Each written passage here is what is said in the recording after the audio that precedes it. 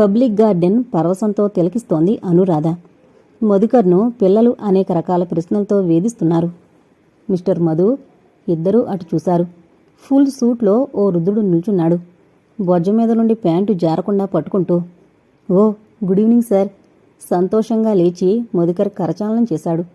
ఆయన పెద్దగా నవ్వుతూ సంభ్రమంగా రాధవంక పిల్లల వంక చూశాడు. I think she is Mrs Madhukar. Radha నవ్వుతూ నమస్కరించింది. Yes sir. రాధా, ఇతను మా ఎనాటమీ ప్రొఫెసర్గా ఉండేవారు. ఇప్పుడు రిటైర్ అయ్యారు. పిల్లలు తమకేదో తెలిసినట్టు ఇద్దరూ నమస్కరించారు. నీకంటే నీ పిల్లలు ఘటులోయ్. ఆయన నవ్వారు. ఆయన నవ్వే విధానం పిల్లలకు నవ్వు తెప్పించింది. అందరూ సరదాగా గడిపారు. మధుకర్ క్యాంటీన్ నుంచి ద్రాక్షపళ్ళు, యాపిల్స్ తెచ్చాడు. అందరూ టీ తీసుకున్నారు. మొత్తానికి భలే అల్లరి పిల్లలోయ్. ఇదంతా నీ ట్రైనింగ్ అనుకుంటానమ్మా. ఇంత అనుకూల దాంపత్యమైతే డాక్టర్ జగన్ ఇంకో విధంగా చెప్పాడే.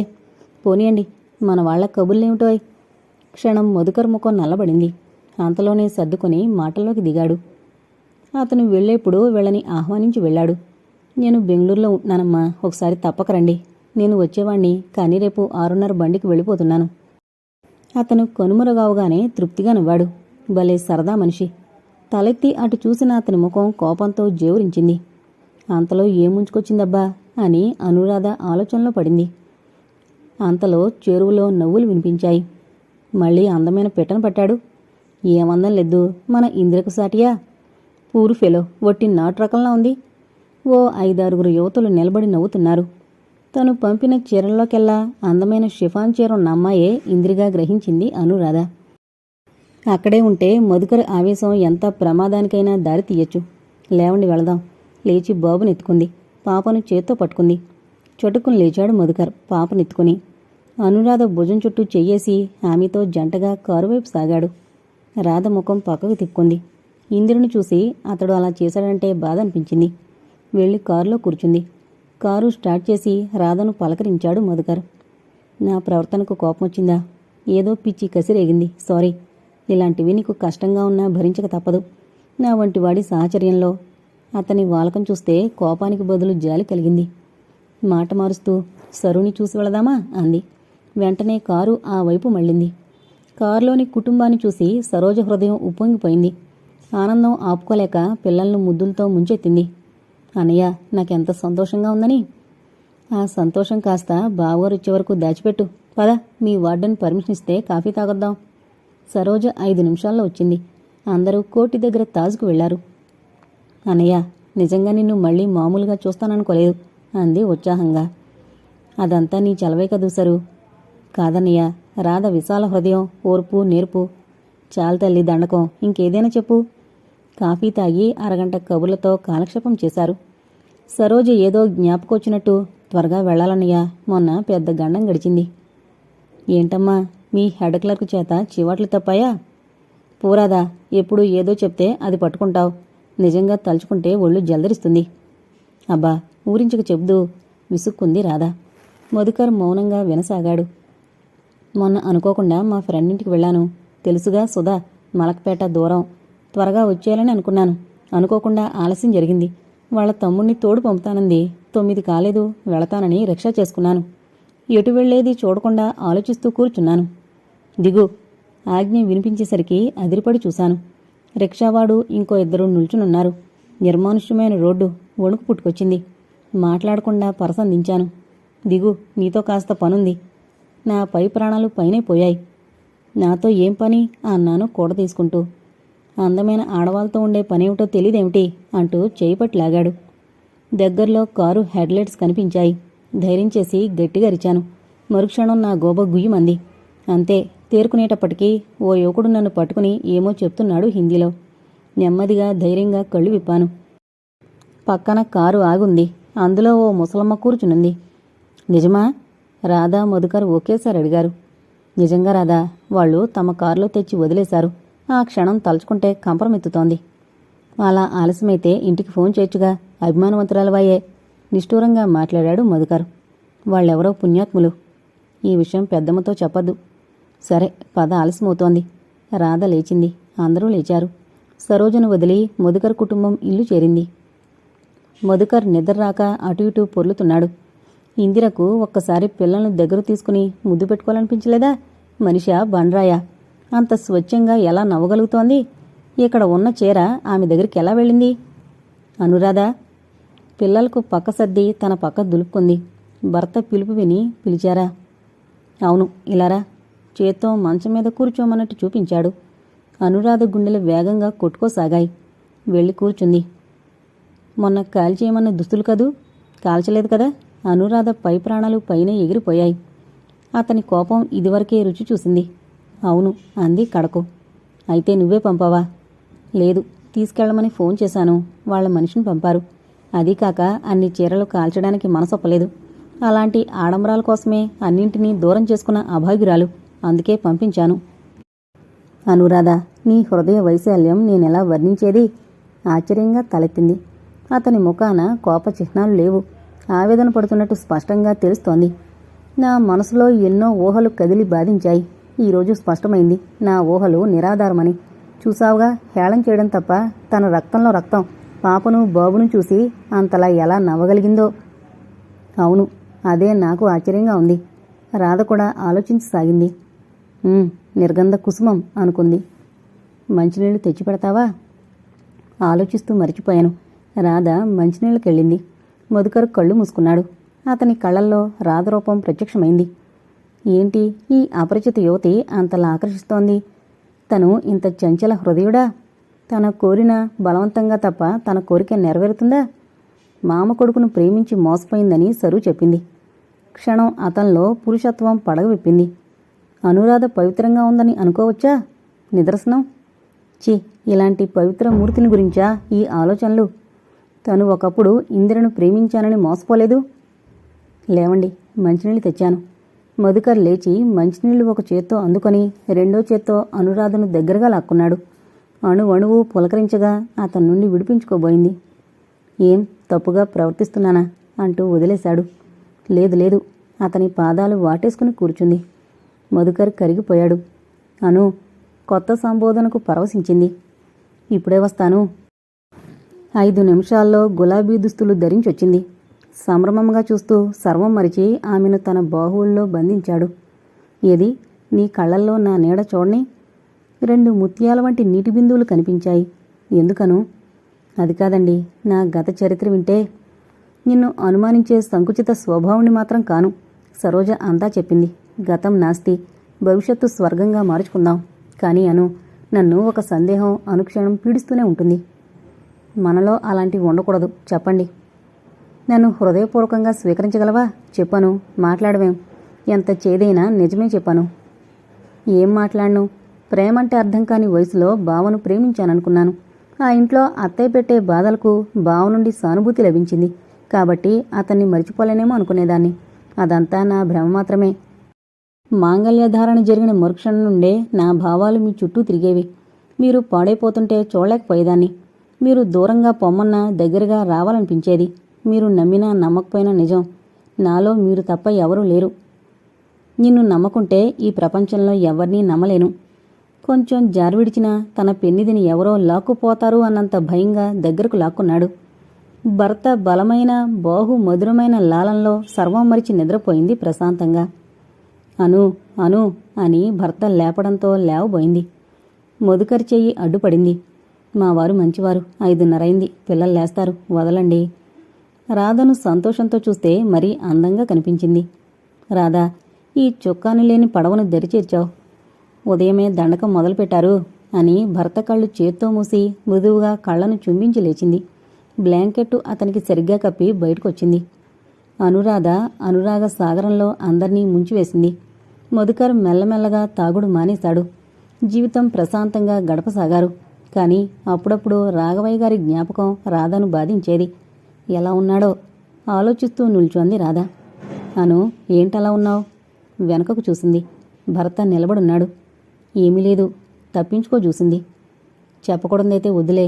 బూట్లు విప్పుకోసాగాడు. లేదు, మీకు కోపమొచ్చిందా? భర్త చేతిలోని బూట్లు అందుకుని దూరంగా పెట్టొచ్చింది. మామయ్య గుర్తొచ్చాడు.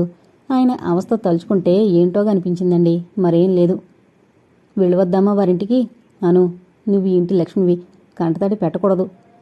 ఓహో, ఇంటిని పరిపాలించే మహారాజులు మాత్రం ఎప్పుడూ గంభీరంగా ఉండాలి కాబోలు. అతని ముక్కు పట్టి ఊపింది. గడుసుదానివే అంటూ నవ్వాడు. అనురాధ కారు దిగడం చూసి ఉషా బాలు ఎదురొచ్చారు. ఉష ఎంతో ఎదినట్లనిపించింది. ఉష రాధను కౌగిలించుకోబోయి వెంటనే కారులో నుండి దిగిన మధుకర్ని చూసి సిగ్గుపడి తలదించుకుని క్రీగంట చూస్తూ నమస్కరించింది. మధుకర్ ప్రేమగా ఆమె వీపు తట్టాడు. బాలు ఇంట్లోకి పరిగెత్తాడు వార్త చెప్పడానికి. రాఘవయ్య గారు ఎదురొచ్చారు. అమ్మా అంటూ చేతులు చాచారు. రాధ పసిపిల్లలా ఆ చేతుల్లో ఇమిడిపోయింది. తల్లి, వచ్చావా? నా ఇంటి లక్ష్మిలా వచ్చావా? రండి బాబు, అలా నిలబడిపోయారా? వీరి మాటలు విని జానకమ్మ బయటకొచ్చింది. రాధను, ముఖ్యంగా మధుకర్ను చూసి విస్మితురాలైంది. రాధొచ్చి పాదాభివందనం చేసేసరికి ఈ లోకంలోకి వచ్చింది. నమస్కారం అమ్మా. మధుకర్ నిరాడంబరతకు మతిపోయింది. అదేంటే వాళ్ళు నమస్కరిస్తుంటే? రాఘవయ్య గారు మందలించగానే రాధను లేవనెత్తింది. సంతోషంతో మతిపోయిందండి. రా తల్లి, నువ్వు లేని వెళ్తి ఈ ఇంట్లో ఇక కూడదు. చెయ్యి పట్టి నడిపించుకుపోయింది. మధుకర్ రాఘవయ్య గారితో మాట్లాడుతూ కూర్చున్నాడు. కాఫీకి నీళ్లు పెడతానే తల్లి, నువ్వే కలుపు. మీ ఆయనకి ఎలా కావాలో. మీ మావయ్య నిన్ను తలుచుకొని రోజు లేదు. రాధ స్వతంత్రంగా కాఫీ కలిపి అందరికీ ఇచ్చింది. ఉషా, వదిన కాఫీ ఇస్తుంటే నువ్వు చూస్తావా తల్లి? దాన్ని ఏమీ అనకండి మావయ్య, నేను ఈరోజు ఈ ఇంట్లో స్వతంత్రంగా తిరగలేనా? ఎంత మాట, నీ ఇష్టం వచ్చినట్టే చేయి తల్లి అన్నాడు రాఘవయ్య. పిల్లలను తీసుకురావద్దా రాధా? ఎలా కుదురుతుంది అత్తయ్య? వాళ్ళని విడిచి అత్తయ్య ఉండలేరు.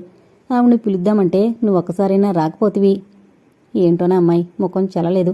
మావయ్య చెప్పే ఉంటారు. వాడు అలా అవుతాడని కలలో కూడా అనుకోలేదు. అతనేదో చేశాడని మీరెంత దిగులు పడితే ఎలా? దిగులు కాక ఏముందే, నిత్యావసరాలకు ఆయన ఎలాగో కష్టపడతారనుకో. పిల్ల ఎదుగొస్తోంది. అంతా నీ ఉసిరే కొట్టింది. కళ్ళు తుడుచుకుంది జానకమ్మ. పోతయ్య, అలాంటి మాటలొద్దు. బావతో సమంగా నన్ను పెంచారు, నేను లేనా? ఎంత మాటన్నావే బంగారు తల్లి. నీలాంటి మాణిక్యాన్ని పొదిగే బంగారు మా ఇంట్లో లేదే, అందుకే అలా జరిగింది. ఎవరి పిల్లల అభివృద్ధి వారు కోరుకుంటారు, అలాగే నువ్వును. ఎంతైనా నీది పెద్ద గుణం రాదా? జానకమ్మ వంట ప్రయత్నంలో లీనమైంది.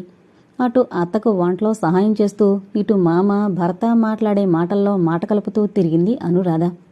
భోజనాలు కాగానే అందరూ విశ్రాంతిగా కూర్చున్నారు. జానకమ్మ పనిగట్టుకుని వెళ్లి వీధంతా రాధ అదృష్టం గురించి చాటొచ్చింది. వీధిలో ఉన్న కారువంక గర్వంగా చూపింది.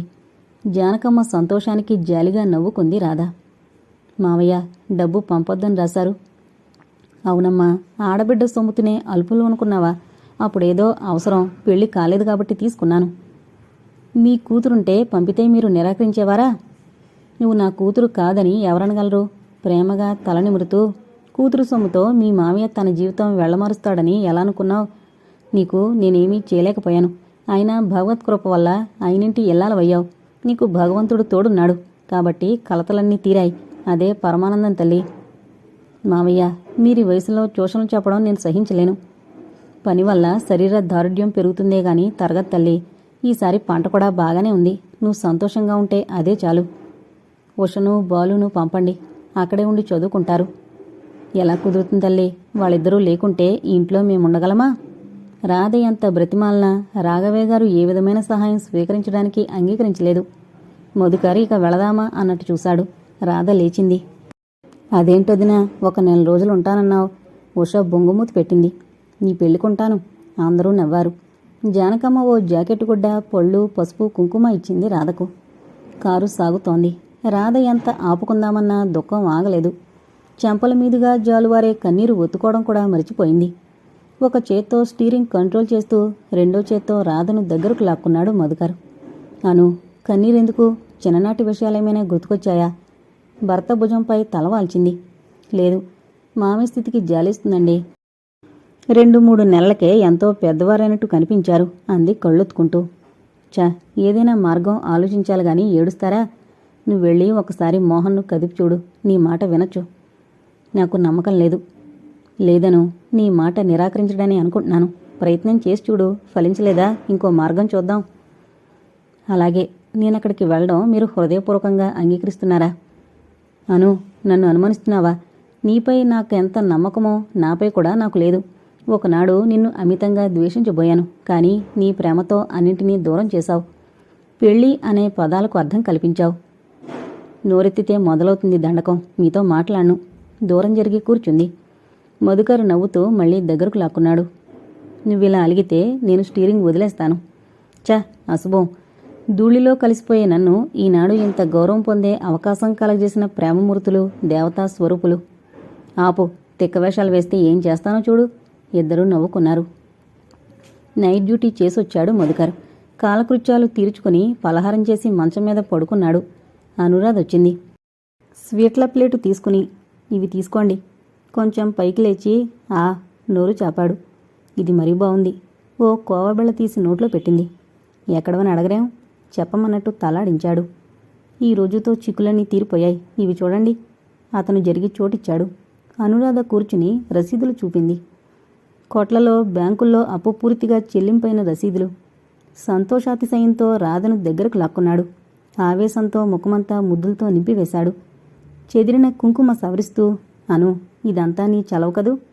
ఆపండి బాబు, నేను సిగ్గుతో చచ్చిపోతున్నాను. ఇందాక మీ అమ్మగారి స్తోత్రం, ఇప్పుడు మీ గొడవ. రాధకు మాట్లాడే అవకాశం ఇవ్వకుండా తన నోరుతో ఆమె నోరు మూసేశాడు. అతని కోగిలి సడలించి జరిగింది. మీకు విషయం చెప్దామనొస్తే. ఏంటో అన్నాడు మత్తుగా. ఊహించండి చూద్దాం అంది మురిపెంగా. నువ్వు ఎదురుగా ఉండగా నేను ఊహించలేను. అయితే నేను వెళతాను. లేచి 2 అడుగులు వేసింది. ఆమె కొంగు దొరకపుచ్చుకున్నాడు. వెనక్కులాగి చెప్పేమిటో. చెప్పను బాబు. 2 చేతులతో ముఖం కప్పుకుంది. మధుకరి చూచాయిగా విషయం గ్రహించాడు. అబ్బో, అమ్మవైపోతావనే సంతోషం ఆ ముఖంలో కొట్టచినట్టు కనిపిస్తోందే. ఈనాడు నేను కొత్తగా అమ్మనయ్యానా? ఏమండి, సరువు బొత్తిగా నల్లపోసైపోయింది. అవును, మొన్న వెళితే ఆఫీసులో లేదు. సాయంత్రం ఆఫీసుకు ఫోన్ చేస్తే పర్మిషన్ అడిగి పోయిందన్నారు. ఇంటికి పోలేదు. ఎక్కడికి వెళ్ళినట్టు? మీ చెల్లెలు పరోపకారి, ఎవరికి సహాయం చేస్తుందో. పడుకోండి, మళ్ళీ తలనొప్పొస్తుంది. బయటకు వెళ్ళింది. మధుకర్ ఆలోచనలో పడ్డాడు.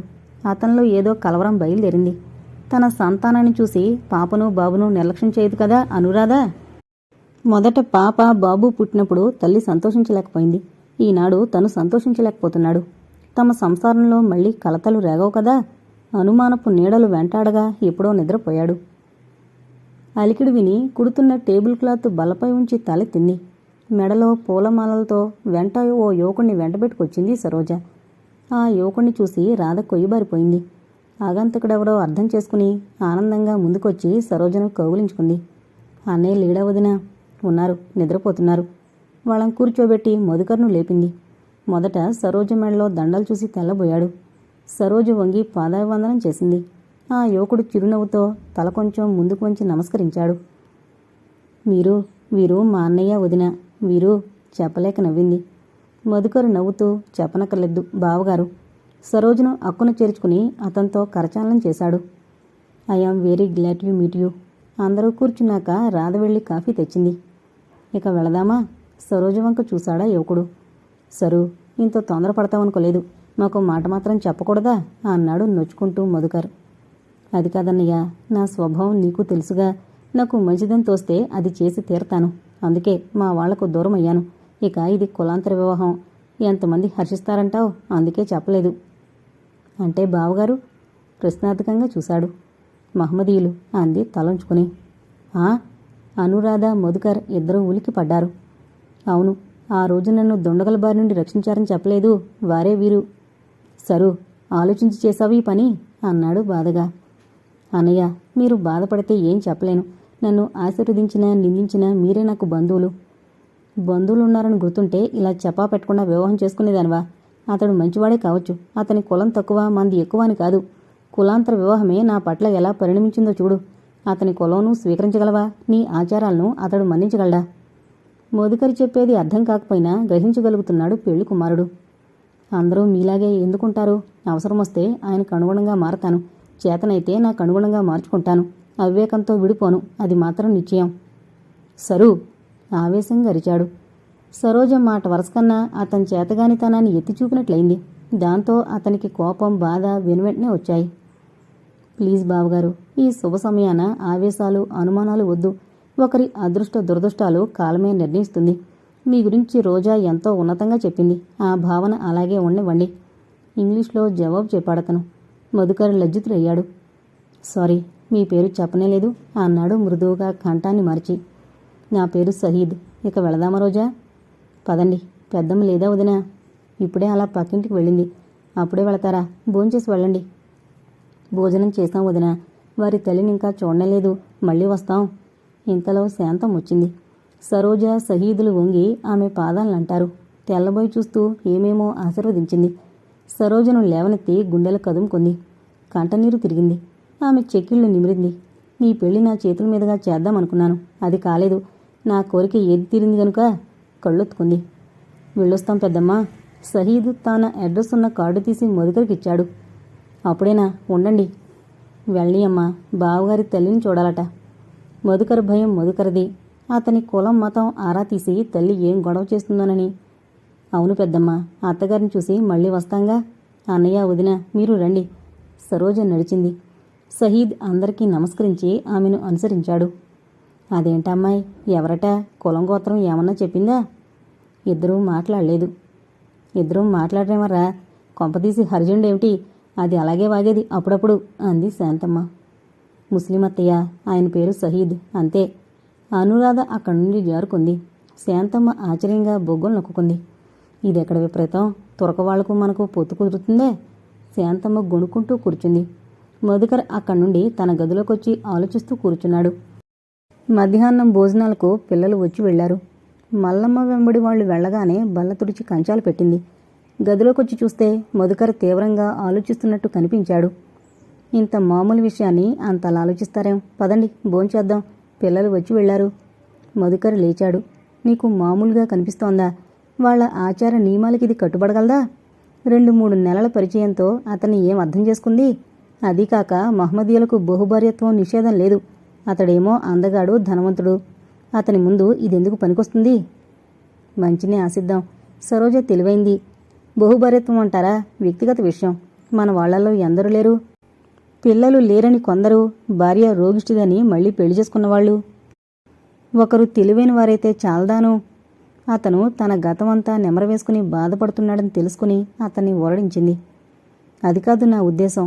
స్త్రీ లోపం వల్లే సంసారాలు విచ్ఛిన్నం అవుతాయి. సరోజ అలాంటి వాటికి అవకాశం ఇవ్వదు. అనవసరంగా మీరు మనసు పాడు చేసుకుంటున్నారు. మృదువుగా అతని చేయి నొక్కింది. అతడు ఆమె కళ్ళలోకి చూశాడు. నిజమే చెప్తోంది అనే సందేశాన్ని అందజేశాయి. తృప్తిగా నిట్టూర్చాడు. సరోజ ఆందోళిత మనస్కై మేడపై గదిలో కూర్చుంది. ఆయన మృదుమధురమైన మాటలకు తను లొంగిపోయింది. అతని అందానికి దాసురాలైంది. కాని అతని ఆచార వ్యవహారాల్లో కలిసిపోగలదా? గది నలువైపులా చూసింది. చక్కగా అలంకరింపబడింది. కింద చక్కని తివాచీ పరుచుంది. అమ్మగారు, చాయ్. పనిపిల్ల వినయంగా టీ ట్రే పట్టుకుని నిల్చుంది. సరోజకప్పుడు ఏమీ తీసుకోవాలనిపించలేదు. అక్కడ పెట్టు. చిన్న బల్లపై ట్రే పెట్టి ఆమె దగ్గరగా జరిగి పోబోతూ, మీకేమన్నా అవసరమున్నా నన్ను పిలవండి అని చెప్పింది. చెక్కిట చేయి చేర్చి అలాగే కూర్చుంది చాలాసేపటి వరకు. గుమ్మంలో అలికిడైతే అటు చూసింది. చిరునవ్వుతో సహీద్ నిల్చున్నాడు. కంగారుగా లేచి నిల్చుంది. అంత క్రితం అతనితో పరిచయం ఉన్న ఈ కొత్త బంధం కొన్ని పరిధులు ఏర్పరిచింది. ఆలోచన ముద్రలో ఎంత బాగున్నా రోజా. ముందుకొచ్చాడు. సరోజ నవ్వి తల ఉంచుకుంది. అతని కళ్ళల్లో కాంతి చూడలేక. అతను దగ్గరగా వచ్చి ఆమె ముఖం 2 చేతులతో పైకెత్తాడు. భవిష్యత్తు ఎలా ఉంటుందోనని బాధపడుతున్నావా రోజా? ఒక్క విషయం, మనం ఏ పరిస్థితుల్లోనూ ఒకరిపై ఒకరు నమ్మకం పోగొట్టుకోవద్దు. నీలో నిండుతనం, నిరాడంబరం, నిర్మోహమాటం నాకిష్టం. మరి నాలో నువ్వేం చూసావో? ఏది ఏమైనా ఇద్దరం ఒకటయ్యాం. కానీ మీ బంధువులు మా బంధువులు హర్షించలేదు. అది నిజమే. చాలామంది హర్షించలేకపోవచ్చు. కానీ మనం హర్షించేలా ప్రవర్తించాలి. చిన్న చిన్న మనస్పర్ధలు పెంచుకోక ఆదర్శప్రాయమే ఉండాలి. నేను వాగుతున్నాను, నువ్వేమో మాట్లాడితే ముత్యాలు రాలిపోతాయని ఎప్పుడో ఒక మాట మాట్లాడుతున్నావు అన్నాడు. ఏం మాట్లాడను? మీ అంత పాండిత్యము, వాక్చాతుర్యము నాకు ఆంగ్ల భాషలో లేదు. మీ అడుగుజాడల్లో నడవడానికి ప్రయత్నిస్తాను అంది. వాళ్ళిద్దరూ ఆంగ్లంలోనే మాట్లాడుకుంటున్నారు. సహీద్కు తెలుగు, సరోజకు హిందీ అంతంత మాత్రమే వచ్చు. చా, అదేం మాట? నీ అభిరుచులు నీవి. నా అడుగుజాడల్లో నడవమనలేదు మేడం. అర్థం చేసుకోమని. భార్య అంటే బానిస అనేదాన్ని నేను అసహించుకుంటాను. ఒకటి, నా వల్ల ఏదైనా పొరపాటు జరిగితే వెంటనే అడిగేయాలి. కాదు, చెవి మెలివేస్తావులే. అతను కళ్ళు కురిపించే ఆప్యాయతకు తట్టుకోలేకపోయింది. నేనిప్పుడేం చెప్పలేను, కానీ మీ చెవి మాత్రం మెలేయను. అతని గుండెల్లో తలదాచుకుంది. మృదువుగా వీపు తట్టాడు. లేచి తయారుగా. చిన్నారి మరదల్ని చూడ్డానికి అక్కయ్యలంతా వస్తున్నారు. సాయంత్రం వేసుకోదగిన దుస్తులు వేసుకో. వదినలు రావచ్చు. చూడు, ఆ చందనపు రంగు దుస్తులు ఎంత బాగుంటాయి నీకు. అలాగే. వాళ్ళందరి వద్ద నన్ను ఒంటరిగా విడిచి వెళ్ళొద్దు. నీకెందుకా భయం? అరే, చాయ్ అలాగే ఉందేమిటి? అది చల్లారిపోయిందని పనిపిల్లని పిలిచి ఇంకో కప్పుతో తెప్పించి తన చేత్తో తాగించాడు. సరోజ నెమ్మదిగా కిందకు దిగింది. అందరూ హాల్లో దిండ్ల నానుకుని కూర్చున్నారు. కృత్రిమమైన అలంకారాలు, పలు రకాల పల్చటి దుస్తులు చూసి మొదట వాళ్లను యాగించుకుంది. అరగంట వాళ్లతో గడిపాక అన్నీ మరిచిపోయింది. వాళ్ళు ఒకరికొకరు మర్యాదిస్తూ మన్నించుకుంటూ ఆప్యాయంగా మాట్లాడుకుంటున్నారు. వాళ్ళు సరోజని పలకరించి వివరాలు రాబట్టారు. సర్వం మరచి వాళ్లతో కలిసిపోయింది. పనివాళ్లు డోలకు వాయిస్తూ పాటలు పాడారు. భోజనాల దగ్గర అందరూ ఒకే దస్తర్ఖానుపై కూర్చున్నారు. తోటి కోడలుగా పరిచయం చేయబడిన ఒక ఆమె సరోజ అలంకరణ గురించి ప్రస్తావించింది. చిన్న కోళ్లు అంత సాదాగా అలంకరించుకోవడం అంత బాగలేదు అత్తగారు.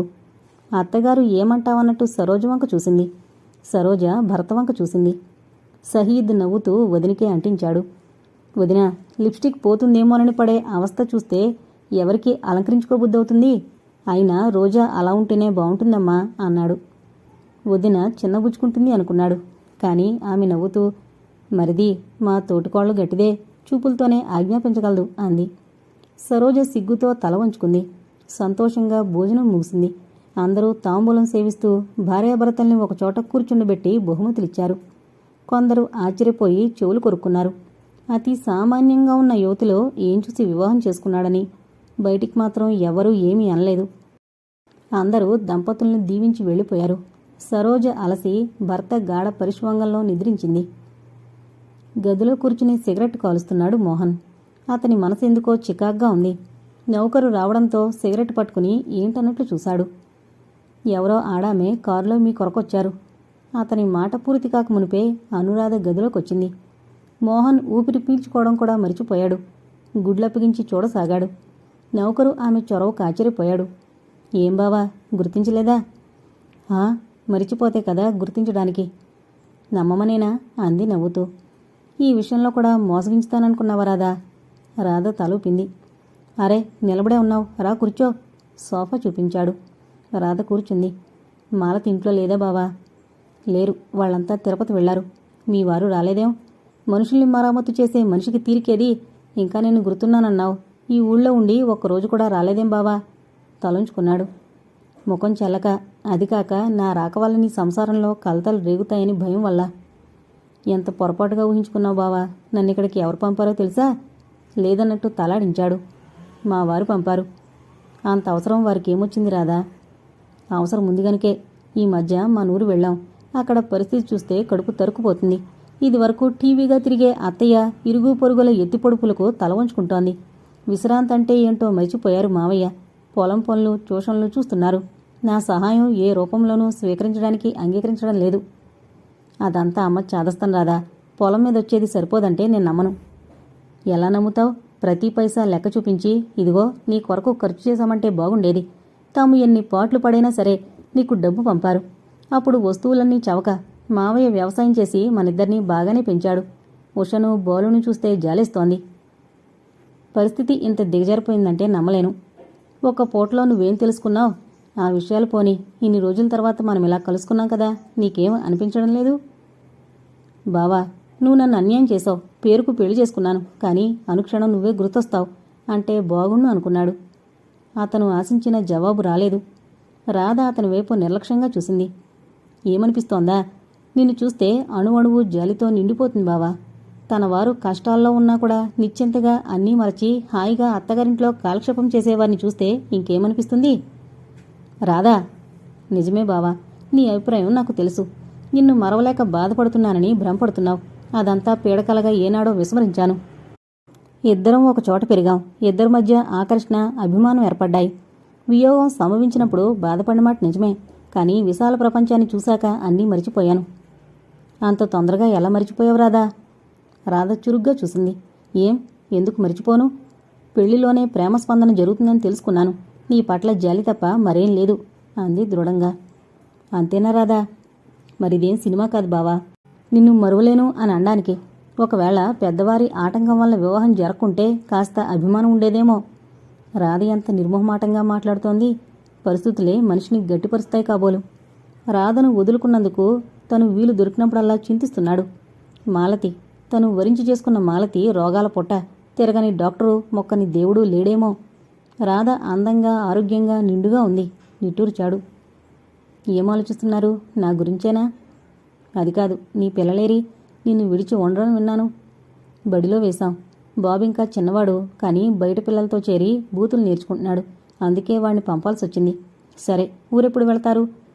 తను రాధలాగే నిర్మోహమాటంగా మాట్లాడి ఆమెపై దెబ్బతీయాలనుకున్నాడు. నువ్వు చెప్తేనే వెళతానా? అయినా ఆ ఇంట్లో నువ్వు నేను సమంగా పెరిగాం. నేనే ఎందుకు సహాయం చేయాలి? ఇన్ని కబుర్లు చెప్పుకుంటే నువ్వే ఆదుకోవచ్చుగా. రాధ చురుగ్గా చూసింది. నేను ముందే చెప్పాను నా సహాయం స్వీకరించరని. నీలో లేని గుణాలు మావయ్యలో చాలా ఉన్నాయి బావా. అందుకే ఈ తిప్పలంతా. అభిమాన ధనుడు ఆడపిల్ల చేసే సహాయం అంగీకరించగలడా? ఉద్యోగం చేసే రోజుల్లో పాతికా పరకా పంపితే స్వీకరించారు. ఇప్పుడేమొచ్చింది? అంత ఆలోచించలేవా? పరాయిదానిగా నాకు చిత్రంగా ఉంది బావా. రక్తస్పర్శ నిన్ను మేలుకొల్పదా? ఇంత స్వార్థం ఎలా అలవరుచుకున్నావు? రాధా, హద్దులు మీరుతున్నావు. మీ దగ్గర హద్దులు గీసుకుని మాట్లాడాలనుకున్నాను. ఈ రాధ మునుపటి రాధ కాదు బావా. మీలాంటి వారి చర్యల వల్ల మానసికంగా శారీరకంగా గట్టిపడ్డాను. ఏమాత్రం మీలో మానవత్వం మిగులున్నా వెళ్ళు బావా, జాప్యం చేయకు. స్వజనాన్ని గుర్తించు. డబ్బు పోతే సంపాదించగలవు, అభిమానం సంపాదించలేవు. వస్తా. చివ్వును లేచింది. పందెం కొద్దీ అన్నాడే కాని అతని మనసు పీకుతోంది. రాధా, కాఫీ తీసుకుని వెళ్ళు. సంసారం చక్కబడి మావయ్య సంతోషిస్తే చాలు. ఈ మర్యాదలన్నీ మళ్లీ వచ్చినప్పుడు అందుకుంటాను. విశ్వసా వెళ్లి కారులో కూర్చుంది. ఆమె కూర్చోగానే కారు స్టార్ట్ అయింది. కోపం, ఆవేదన, ఆవేశం మిళితమై అతన్ని దహించసాగాయి. చిన్ననాటి అందమైన రోజులు గుర్తొచ్చాయి. అమృత భాండాన్ని కాలదనిన మూర్ఖుడు తను. రాధ ఎంతలో ఎదిగింది. మాటకు సిగ్గుపడేది. అబల కాదు, సబల.